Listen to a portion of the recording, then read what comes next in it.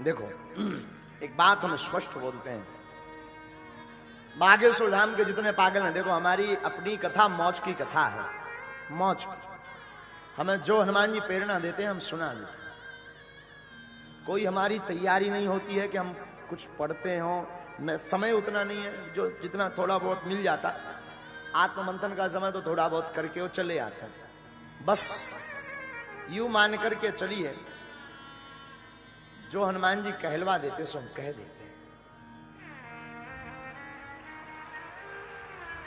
और जितने भी बागेश्वर धाम के श्रोता हैं वो पूरी बात जरूर सुना करें, अधूरी बात में तुम फिसल जाओगे हमारी, क्योंकि हम कभी कुछ कहेंगे कभी कुछ कहेंगे, ये पक्का है। क्योंकि हमारी रेलवे गाड़ी का ट्रेन का कोई स्टेशन फिक्स नहीं, कहां पर रुके कोई ठिकाना नहीं। इसलिए या तो हमारा श्रोता बागेश्वर धाम की पीठ का श्रोता बनना नहीं, बनना तो ऐसा बनना कि पूरा सुन सको, वरना पचा नहीं पाओगे, अपच हो जाएगी। हाँ, बहुत लोग हमसे पूछते हैं महाराज जी आप स्पर्श क्यों नहीं कराते, प्रणाम क्यों नहीं कराते, छुबाते क्यों नहीं अपने आप को।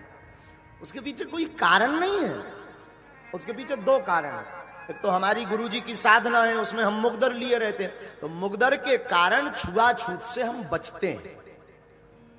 बहुत से लोग मदिरा पान करके आ जाते हैं, बहुत से लोग गंदा भोजन खाकर आ जाते हैं, बहुत से लोग लहसुन प्याज खा करके आ जाते हैं, तो ना प्रणाम करवाना। हम सब में राम जी के दर्शन करते हैं, तो फिर राम जी से प्रणाम कैसे करवाएं। हमारा मतलब ये नहीं है कि हम बहुत वो हैं। हम जब चौपाई बोलते हैं सिया राममय सब जग जानी करऊ प्रणाम जोर जुग पानी, हम स्वयं आपको प्रणाम करवा रहे हैं, फिर क्या आपसे खाक करवाएं। लोगों को लगता है कि महाराज जी छुआछूत फैला रहे हैं, हम तो साधुओं उस पीठ से उठे हैं, उस पीठ के सेवादार हैं, जहां ना राजा है, जहां ना कोई प्रजा है, जहां ना कोई छोटा है ना कोई बड़ा है। उस पीठ से हम आए हैं। साधुओं, जिन राम की हम कथा सुना रहे हैं वो राम भी सबरी के घर जाकर के बेर खाते हैं, हम तो उनके दास हैं। और पूर्व काल में भी जातियां थी, परंतु जातिवाद नहीं था। इसलिए हम पूरी बात बोलेंगे आप सबको कि हमारी कथा सुनने के लिए सबसे पहले एक बात गांठ बांध लें, पूरी बात सुनाकर अधूरा ज्ञान आपको घाटा दे जाएगा। हमारा मत दरबार का ये नहीं है कि महाराज जी का ये नहीं है कि महाराज जी छुआ-छूत, नहीं, हम किसी को जिस पे मौज होती है हम गले लगाते हैं, किसी को गले लगा लेते हैं, तो हाथ पकड़ लेते हैं। हमारा कोई ऐसा भाव नहीं, हमारा भाव ये रहता कि सब में राम जी है। जब सब में राम जी है तो इन राम से क्या प्रणाम करवाना साहब। और एक बात, बागेश्वर धाम का दरबार 2 दिन का लगता है, 2-3 दिन, तो बाकी हम बहुत से ऐसे श्रोता हैं बागेश्वर धाम के पागल के पूरी कथा सुनने के लिए प्रदेशों से, महाराष्ट्र, गुजरात, दिल्ली से दौड़े चले आते हैं साहब, दौड़े चले आते हैं। सच कहे हम बहुत भाग्यशाली हैं कि हम अपना कुछ परोस पाते हैं। और ऐसे अनेक पागल हैं यहाँ पर, बहुत से बच्चे ऐसे यहाँ बैठे हैं जो 4-4, 6-6, 8-8, 10-10 कथाएं सुन चुके, पूरी जहां होती वहीं पहुंच जाते हैं। वो पागल वहीं पहुंच जाते हैं। लगभग 2000 भक्त ऐसे परमानेंट फिक्स हैं बागेश्वर धाम की व्यासपीठ के कि भारत में कहीं पर भी कथा हो वो जरूर जाएंगे, कहीं पर भी कथा हो, भले ही 5 दिन के लिए जाए, कोई 2 दिन के लिए काम छोड़ करके।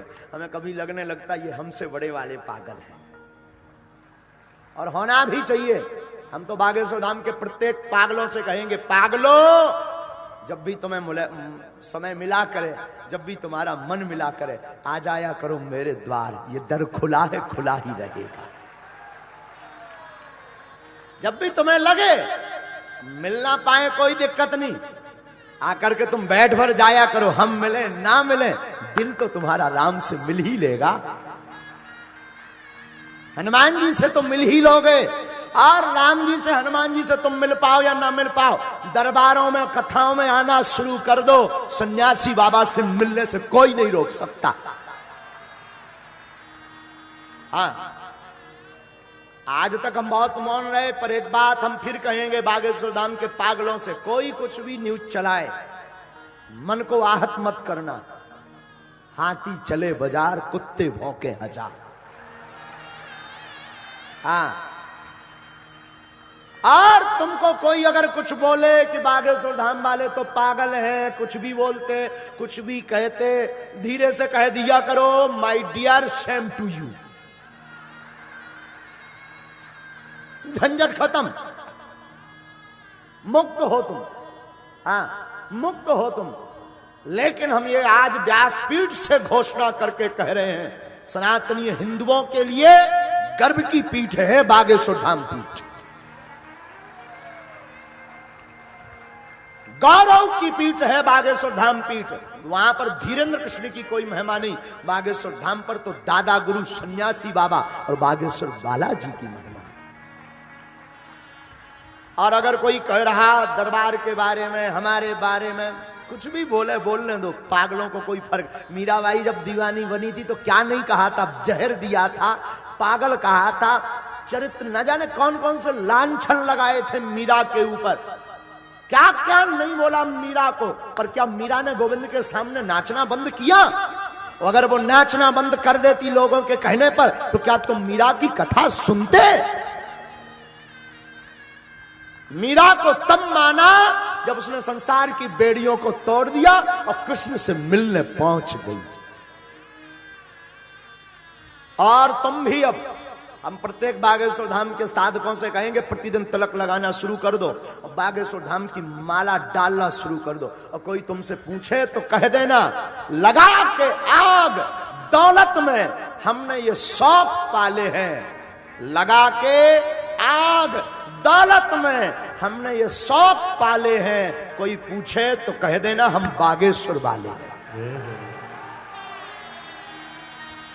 हाँ, दुनिया क्या कर रही, तुम बहुत बच्चों का मन खिन्न रहता। आज भी हमारे पास 2-3 चिट्ठियां भेजी बच्चों ने, महाराज जी ऐसा ऐसा न्यूज। न्यूज का काम है साहब, कुछ तो बोलेंगे लोग। जब तक हम जिंदा हैं हमारी निंदा है, निंदा करने दो ना, उनको भी अपना मानो। हम तो उनको कहते हैं वो हमारे सगे रिश्तेदार है, तब तो वो हमें शिक्षा दे रहे हैं।